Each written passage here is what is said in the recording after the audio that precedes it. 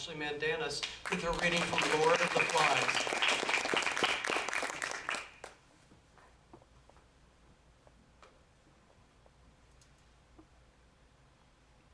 Many wonder what is under the civilized mask of man.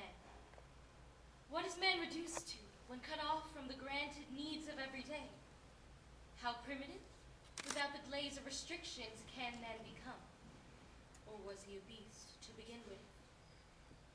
Lord of the Flies, by William Golding. Simon and many other boys have crashed in a plane and are now stranded on an uncharted island.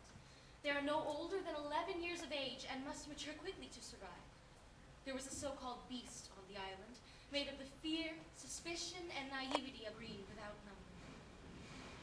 And in front of Simon, the Lord of the Flies hung on his stick and grinned. At last Simon gave up and looked back, saw the white teeth, the dim eyes, the blood, and his gaze was held by the ancient, inescapable recognition.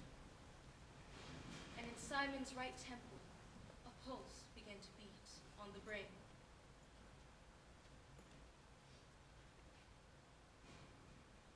You silly little boy, said the Lord of the Flies. Just an ignorant, silly little boy. Simon moved his swollen tongue but said nothing. Don't you agree? Said the Lord of the Flies. Aren't you just a silly little boy? Simon answered him in the same silent tone. Well then, said the Lord of the Flies, you'd better run off and play with the others. They think you're batty. You like Ralph, don't you? You don't want him to think you're batty, do you? Simon's head was tilted slightly up. His eyes could not break away from the Lord of the Flies that hung in front of him. What are you doing out here all alone? Aren't you afraid of me? Simon shook. There isn't anyone to help you. Only me. And I'm the beast. Simon's mouth labored and finally brought forth audible words. Big's head on a stick. Fancy thinking the beast was something you could hunt and kill. Said the head. For a moment or two, the forest and all other dimly appreciated places echoed with the parody of laughter. You knew, didn't you? I'm a part of you? Close. I'm the reason why things are what they are. Why every single thing is a no-go. The laughter shivered again. Come now, said the Lord of the Flies. Get back to the others, and we'll forget the whole thing. Simon's head wobbled. His eyes were half closed as though he were imitating the obscene thing on the stick.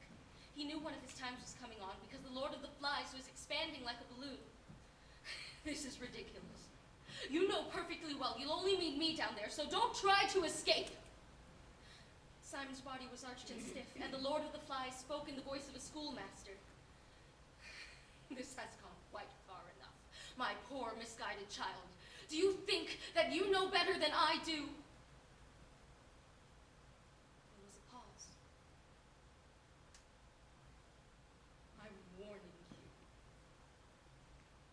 I'm going to get angry. Understand? We are going to have fun on this island. Understand? We are going to have fun on this island! So don't try it on, my poor misguided boy. Or else. Simon found he was looking into the vast mouth. There was a blackness within, a blackness that spread. Or else, we shall do you. See? Ralph and Maurice and Jack and Piggy and Robert, do you? See? Simon was inside the mouth. He fell down and lost consciousness. On the other side of the island, the boys had begun to form a hunting circle, and Simon went to find them, awakened by the storm. The circle became a horseshoe, and a thing was crawling out of the forest. It came darkly and uncertainly, and the shrill screaming that rose before the beast was like a pain. The beast stumbled into the horseshoe. Kill the beast, cut his throat, spill his blood, do him in!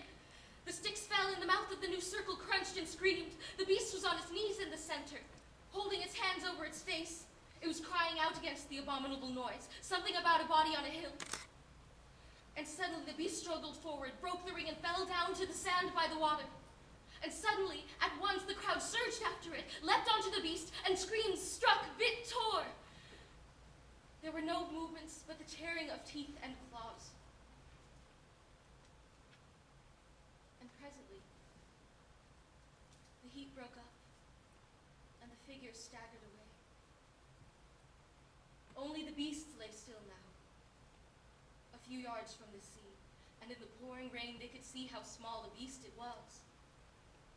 Its blood was staining the sand. And softly, surrounded by a fringe of inquisitive creatures, itself a silver shape beneath the steadfast constellations, Simon's dead body moved out to sea.